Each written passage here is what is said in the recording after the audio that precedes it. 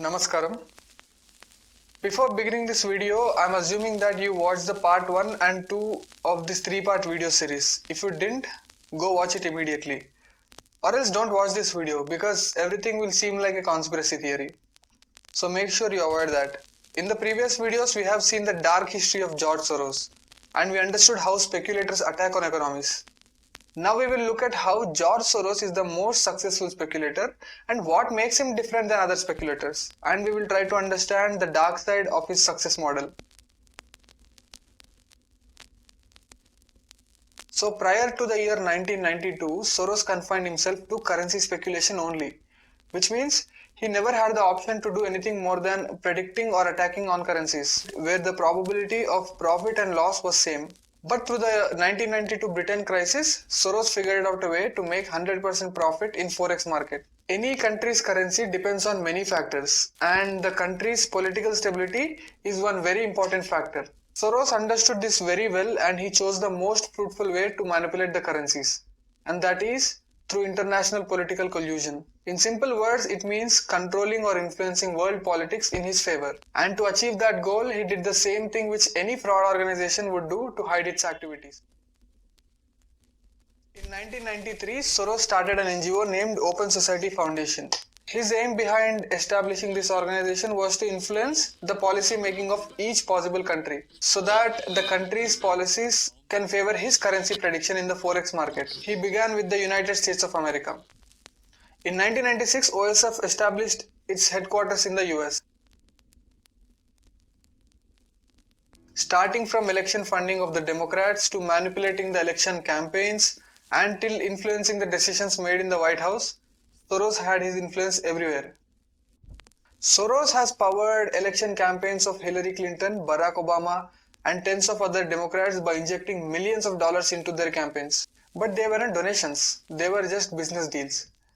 As a matter of fact, both the Clintons and Soros families have a long and close relationship. They appear almost like an extended family. In 2016, a group of Russian hackers called the DC Leaks hacked into the databases of OSF. They leaked 2,576 email files of the OSF, dated between the years 2008 and 2016. The content of those emails opened the eyes of every American netizen.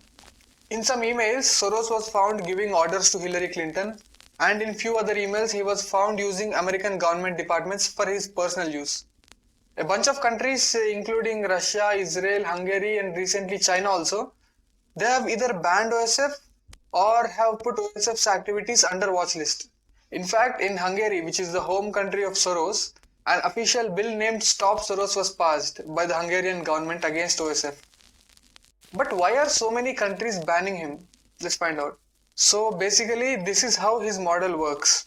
First of all, Soros manipulates public opinion, which will create political chaos, consequently disturbing that country's trade and currency on which Soros will attack and profit out of it. In simple words, Soros does insider power trading, and he does it in a ruthless manner. In 1999, the Open Society Foundation was brought to India. Since then, Soros intensely invested in three things: academia, media, and judiciary. Recently, Soros committed $1 billion to set up institutions which will work to eliminate nationalism from countries. He invested a lot in public activism in the past too. So, first, in the garb of political activism, Soros uses student activists to set a false political narrative in the public. Next, his media, which is his biggest strength, comes into action, which will spread that narrative like a storm. Following the media narrative, his judiciary teams funded by the OSF will engage themselves in saving the criminal activists. This way, back-to-back political protests leading to violence and riots will take place, and that news will be spread from Delhi to Dallas like wildfire by his media to defame India. This will directly affect our political image and trade. To buy the media, Soros uses an NGO called Media Development Fund. Scroll and Gramvani are a few direct beneficiaries of this NGO from India. Another NGO is ICIJ, the members of which are in high positions at organizations like Indian Express, IANS, and Data Leads, who write anti-Modi articles only. Wire, whose each and every member is anti-India, is funded by Amnesty International, which is again funded by the OSF. One interesting donor of The Wire is Aamir Khan, who makes movies like PK, and he makes ads which are directed towards selectively hurting the beliefs of certain religion on a platform like Bollywood. Sherpa, a France-based NGO, is also funded by Soros. Sherpa is the same NGO which filed a case against Rafael deal in a French court on the instruction of the Indian National Congress. Sherpa has a long history of false allegations against various companies like Samsung, Vinci Constructions, etc. Most of them were ruled out as fake cases in the court. Sherpa even went against the 2022 Football World Cup management team. Basically, Sherpa has trust issues. It doesn't trust anyone. Will Bowden, the chief of Sherpa, is considered as media hungry by the French people, as he constantly tries to interfere in other countries' internal matters in hunt for fame. Coming to the mainstream media, just like the Taliban chief, the only news channel George Soros has appeared on several times is the NDTV. Especially his relationship with the former editor-in-chief of NDTV, who is now the editor-in-chief of the print, is notable. Vice Media, which once used to make great documentary journalism, got a debt funding of $250 million from George Soros. He now owns 10% of this company. Since then, Vice Media started full-time journalism targeting the nationalist governments. In our case, against the India government. In 1999, around 19 countries of European Union joined together to form an agreement called Eurozone. Euro became the common currency of these countries since then. However, the main aim of this policy was to avoid the repeating of incidents like Britain's Black Wednesday. If you don't know what Black Wednesday is, please go and watch part 2 of this video series. In 2006, Soros helped European Union in forming the European Council on Foreign Relations. This helped him in gaining an influence in policies of the European governments. Since then, the German public media house Deutsche Welle helped Soros in promoting his agenda. A foreign YouTuber is sometimes seen working in projects with DW and also defending Soros. His name is Rurati. Another foreign media with the same agenda is the BBC News. As we all know, BBC's narrative has always been anti-Asia and pro-UK. BBC also shares the stage with Soros while attacking the India government. They exaggerate the same issues that Soros does. For instance, BBC exaggerated the Rohingyas issues more than anyone else except Soros. It was just one of their many attempts to weaken the sovereignty of India. Narendra Modi's long-time critic Amartya Sen sits with George Soros in the advisory council of his NGO named Namati. Sen is also known for his controversial statements against Hindus. Sen once said that Bengalis shouldn't say Jai Shri Ram, and once said that Hindus are the minorities of India. Some of the biggest Christian evangelical organizations do their funding via this NGO. This is Harsh Mandar. He is the chairman of Human Rights Advisory Board of Open Society Foundation. He is known for using Muslim community as a shield to further his agenda. His another NGO, Karwa-e Mohabbat, which played a crucial role in making the anti-CIA protests violent. This NGO once published a report regarding a few criminals from AMU, trying to hide the political violence caused by them and blaming the UP police instead. Later it was found that the entire report was a bogus file. Just like this, Harsh Mandar is known for defaming police every now and then. Harsh Mandar is also the senior advisory council member of the OSF. Interestingly, he was also an important member in the National Advisory Council during the UPA government and a trusted advisor for Sonia Gandhi. Soros's influence was even inside the parliament during the UPA government tenure, that too reaching the very first seat of the Lok Sabha. Amrit Singh, daughter of the former Prime Minister Manmohan Singh, is the director of a legal department in OSF. Even not just these, even the Harsh Mandar's another NGO, Aman Biradari Trust, and Human Rights Law Network, and especially the Rajiv Gandhi Foundation, all these organizations are directly linked to Soros. Till now I just spoke about Delhi-based NGOs. Soros has his organizations spread all across India. And the funding of these NGOs happened on a rampant speed in between 2009 to 12 under the Obama-Manmohan Singh regime combination.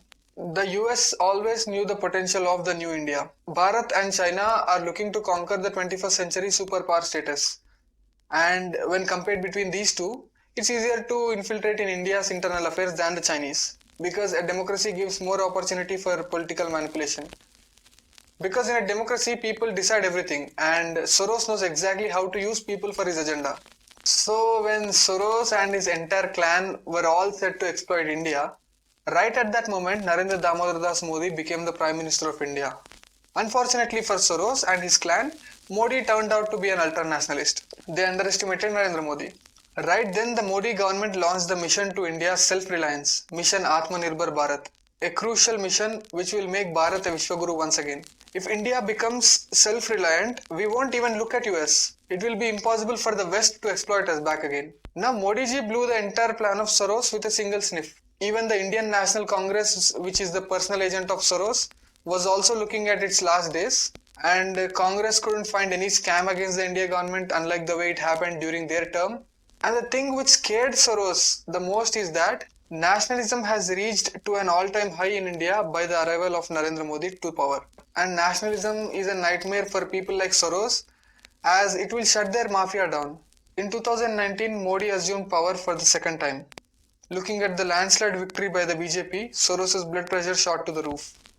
This time, BJP became a real challenge to other regional parties too, along with the Congress. On 24 January 2020, Soros openly declared a war against Narendra Modi in an event conducted by World Economic Forum in Davos. He tried to manipulate and spread misinformation about India's internal issues like CAA, Article 370, etc. in front of representatives of 65 countries. And since that day, all his media houses and other left-leaning media started painting Narendra Modi as a fascist. They started opposing each and every bill passed by the India government by creating false narratives. However, the seed of these narratives was sown by Soros in Davos itself through a magazine.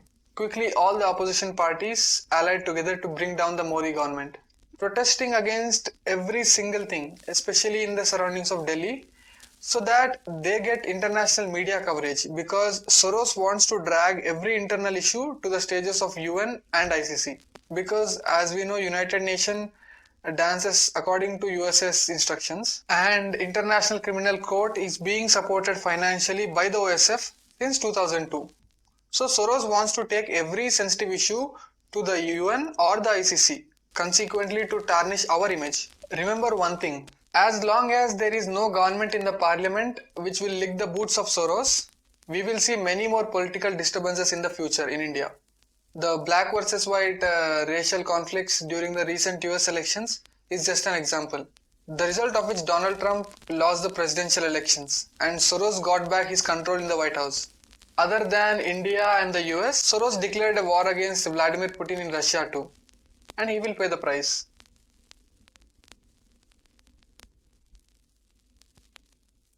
If you Google search the name of Soros, you will only see good things and fairy tales about him. Sometimes it feels like Soros is some avatar of a god by looking at those search results. In fact, Soros also feels the same about himself. In his book, The Alchemy of Finance, Soros says, "I always fancied myself as some kind of god."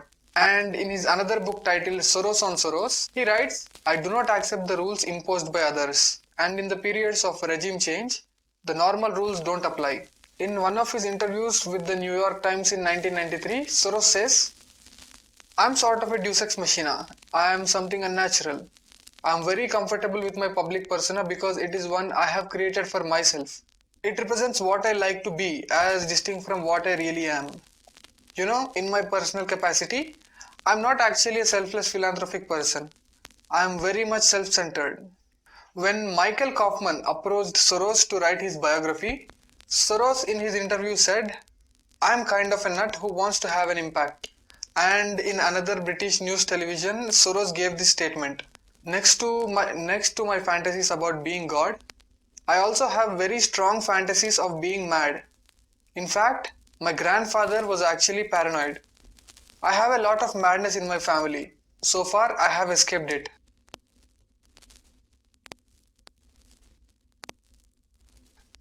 In Davos, when Soros was asked to talk about the tech giants Google and Facebook, Soros used words like "they are a menace to society" and "obstacles to innovation" to describe these organizations. But the irony is, Soros hedge fund itself invested huge sums in these companies. And the biggest hypocritic thing about Soros is that he always portrays himself as the fighter of democracies. But he is the one who destroys the idea of democracy by controlling the governments from behind. And he never cares about millions of people who go into poverty when he attacks on currencies. Soros only reacts to politically sensitive topics like illegal migration, democracies, etc., where the opportunity to create false narratives is high. In 2022, we will get to see even more political unrest than 2020.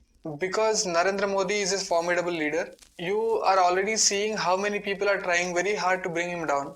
When Donald Trump became the president of the United States, Soros lost $1 billion in that week. Imagine how much Soros would have lost in 2019 after Narendra Modi's massive victory. In 2009, Soros funded Obama's election campaign. At that time, in an interview, he challenged the Republicans' presidential candidate George W. Bush, saying, "If I spend enough, I will make it right." And George W. Bush lost that election in a surprising way. Will George Soros be successful against Narendra Modi too? In this video, I just spoke about George Soros and his organization, which is the Open Society Foundation. But you will be terrified to know that George Soros is not the only one against Bharat. There are many organizations which are older and larger than OSF which are also using other opposition parties. This video series will continue until all of them are exposed. I just need your support. Jai Hind.